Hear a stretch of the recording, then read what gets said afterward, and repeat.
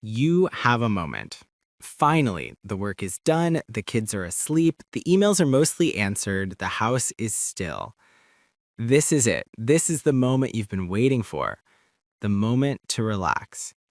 You sit down, you close your eyes, you take a deep breath, you tell your body, we can rest now. And nothing happens. Your heart is still thudding high in your chest. Your jaw is clenched. Your shoulders are up by your ears, and your mind, oh, your mind, it just will not stop. It starts with a whisper. Did you remember to? You should probably check on. What about that thing for next Tuesday? And then the whisper becomes a shout. You open your eyes, you look at the clock. It has been 3 minutes. 3 agonizing minutes. You look at other people on the beach, reading a book, lost in the story. You see them on the sofa, just watching a movie. They seem to have an off switch, a plug they can just pull. Their minds seem quiet, and you are left with one echoing, terrifying thoughts. Where is my off switch? If this is you, If you are a person who works at relaxing, if you feel more anxious when you try to be calm, if stillness feels unbearable, I want you to hear this. You are not broken. You are not failing. You are not lazy. So why? Why, when your body is begging for peace, does your mind declare war? The first reason is the most obvious, the one we all feel: guilt. We live in a cult of productivity. We have been marinated in it to worship at the altar of the grind. Hustle, optimize, achieve, more. Our phones track our steps. Our apps track our time. Even our hobbies have to be optimized. We don't just read, we speed read. We don't just rest, we biohack our sleep. Every second must have a purpose. We have learned a terrible equation. We have learned to equate our value with our output, our worth with our work. So when you do nothing, it doesn't just feel unproductive, it feels worthless. It feels like stealing, like cheating. And this starts early. think back. When did you get praised as a child? Was it when you were sitting quietly daydreaming? Or was it when you got the A+ on the report card, when you cleaned your room without being asked? You learned that love and approval are the rewards for doing.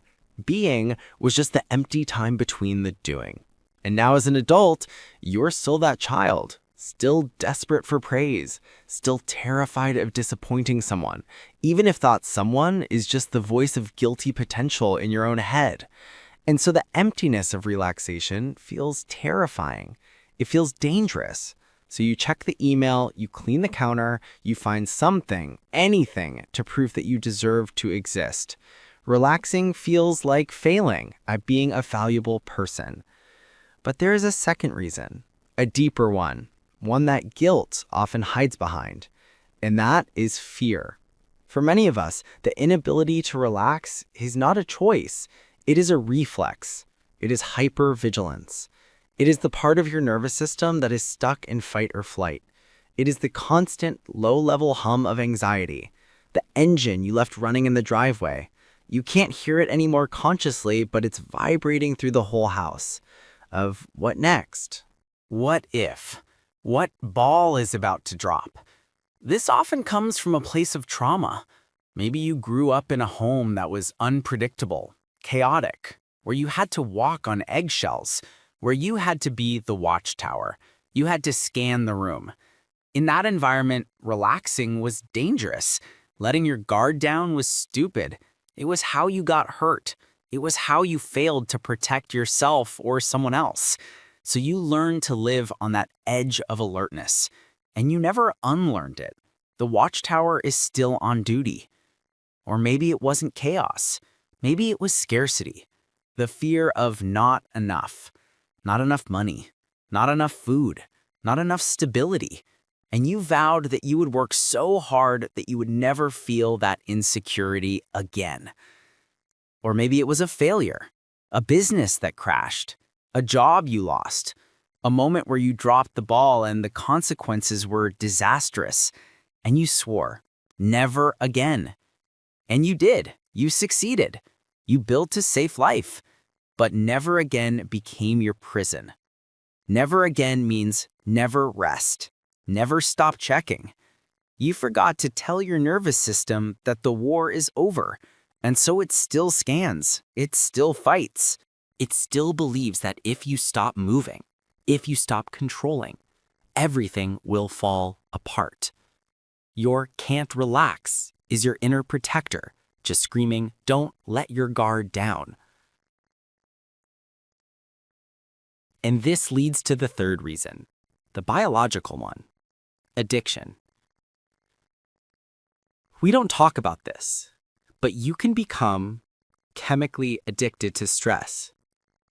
When you are always running, always hustling, always worried, your body is flooded with cortisol and adrenaline, the chemicals of survival. In your brain, which just wants to survive, mistakes that high alert, frantic feeling for being alive, for energy, for purpose. You feel most like you when you are putting out a fire. It also gets addicted to the tiny, predictable dopamine hits of productivity. Checking the email, hit. Refreshing the feed, hit. Crossing one tiny thing off the list, hit. Solving the problem, click, hit, click, hit. And Calm offers none of that. Peace is boring to a brain that craves the hit. And then you try to stop. You try to relax.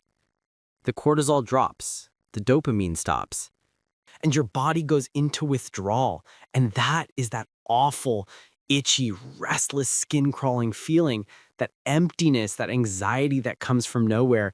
It is boredom that feels like panic. Your brain is screaming, where is my fix? Where is the problem? Find me a threat. And if it cannot find a real problem, it will invent one. It will make you worry about that thing from 10 years ago. It will make you obsess about that project next month. It will make you check your phone for no reason, just to get the chemical hit it is used to. You are not worried. You are in withdrawal from the drug of doing. So, the guilt of the achiever, the fear of the protector, the addiction of the survivor. This is why you can't stop. This is why relax feels impossible. You are not broken. You are overflowing. You are exhausted. So we must reframe this. You are not lazy for wanting rest. You are human. You are not failing when you stop. You are recovering. You are not end productive. You are processing. Rest is productive.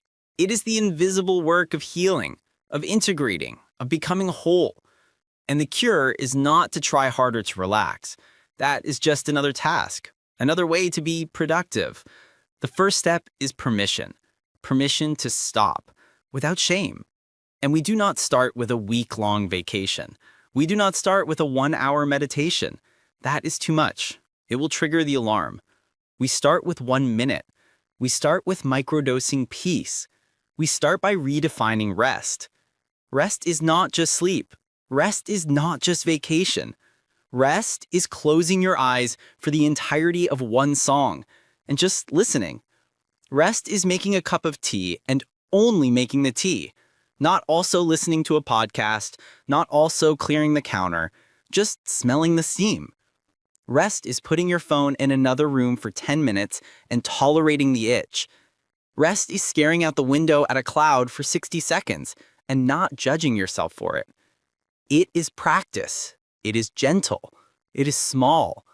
It is teaching your nervous system 1 minute at a time that stillness is not dangerous, that stillness is safe. You are teaching that watchtower in your mind that you are safe, that you are not in danger, that the war is over and it can finally come down. You have carried the weight for so long. You have been the watchtower, the achiever, the fixer. You have done enough. You do not earn rest. You are allowed rest because you are human. Your worth is not in your hands. It is not measured by your to-do list. It is in your breath. And it is time to finally let it out. Thank you for being here. Subscribe for more.